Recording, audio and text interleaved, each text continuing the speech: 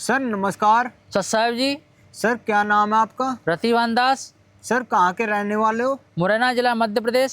Sir आप ये बताइए, संत रामपाल जी महाराज जी की शरण में आने से पहले आपने कौन कौन सी भक्ति की? संत रामपाल जी महाराज की शरण में आने से पहले हनुमान की भक्ति करते थे, शंकर जी की भक्ति करते थे, दुर्गा की भी भक्ति करते थे। सर उससे कोई लाभ मिला आपको? उससे कोई लाभ नहीं हुआ और घर में परेशानी हो गई, भूत प्रेत बाधा घर में घुस गए और लाभ कोई नहीं हुआ, हानि बहुत हुई। फिर संत रामपाल जी महाराज जी की शरण में कैसे आए आप?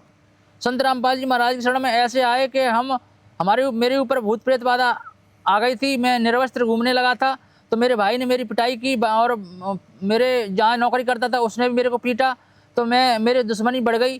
फिर मैंने बंदूक ले ली और फिर मैं उनको मारना चाहता था। सर ऐसी क्या दुश्मनी होगी जो आपने बंदूक भी ले ली? दुश्मनी ऐसी हो गई कि मेरे को मारा था मेरे छोटे भाई ने, मैं बेइज्जती महसूस कर रहा था, मार के पटक के मारा था और मेरे ऊपर भूत सवार था। मैं निर्वस्त्र हो जाता था, मैं अपनी गलती नहीं, मैं भूल जाता था क्योंकि मैं निर्वस्त्र हो चुका हूँ और उसकी वजह से मेरे को इलाज नहीं करा रहे थे बल्कि मेरे को मार रहे थे, तो इसलिए दुश्मनी हो गई थी।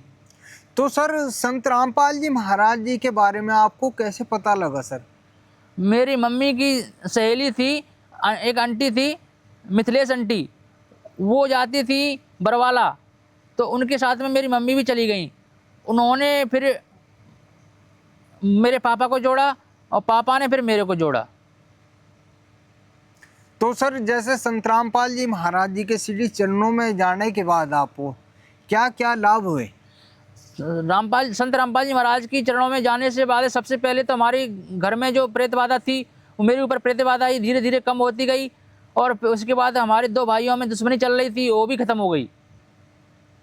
तो सर और कोई लाभ हुआ आपको? और लाभ ये हुआ था, हम किराए पे रहते थे, किराए पे दर दर भटकते थे। फिर गुरुजी की कृपा से हमें गुरुजी ने किस्त भरी हमारे प्लाट की, गुरुजी ने प्लाट दिलवाया, मकान भी बनवाया। अब हम अपने मकान में चैन से रह रहे हैं। सर जैसे आपने बंदूक के बारे में बताया कि हम भाइयों के पीछे लग गए उसको बंदूक को लेके खरीद के, और उसके बारे में थोड़ी विस्तार से वो कहानी बताइए, क्या सीन हुआ क्या नहीं? सर जी मेरे ऊपर भूत प्रेत का साया था, तो मेरा प्लाट है उस पर केस चल रहा था। वो क्रिमिनल था, बदमाश था, उसको मैं मारना चाहता था, अपने भाई को भी मारना चाहता था। तो बंदूक मेरी मुरैना में थी और रहता था दिल्ली में। तो मुरैना में मैं बंदूक लेने गया तो मेरा जो भूत था उसने मेरी बुद्धि पलट दी। मैं भूत के बुद्धि पलटने की वजह से मैं थाने चला गया। थाने से मैं एसपी से बोलता हूँ कि सर जी मेरे को परमिशन चाहिए, मैं बंदूक को दिल्ली ले जाना चाहता हूँ। तो एसपी कहता है क्या बात है, क्यों ले जाना चाहते हो? तो मैंने बोला कि मेरे प्लाट पे झगड़ा चल रहा है और मेरे भाई से दुश्मनी चल रही है। मैं ये बात भूत की वजह से मैं सोच नहीं पा रहा था, मेरे को होश नहीं था। मैं सारी अपने दिल की बात एसपी से बोल दी। एसपी ने समझ गया कि ये इसके ऊपर भूत प्रेत का साया है, ये किसी को मार देगा, इसलिए इसकी लाइसेंस कैंसिल कराना चाहिए। उसने एप्लीकेशन लिख ली, मेरे साइन करा लिए और मेरा डीएम से मिल करके डीएम से साइन करा के मेरे बंदूक का लाइसेंस निरस्त कर दिया।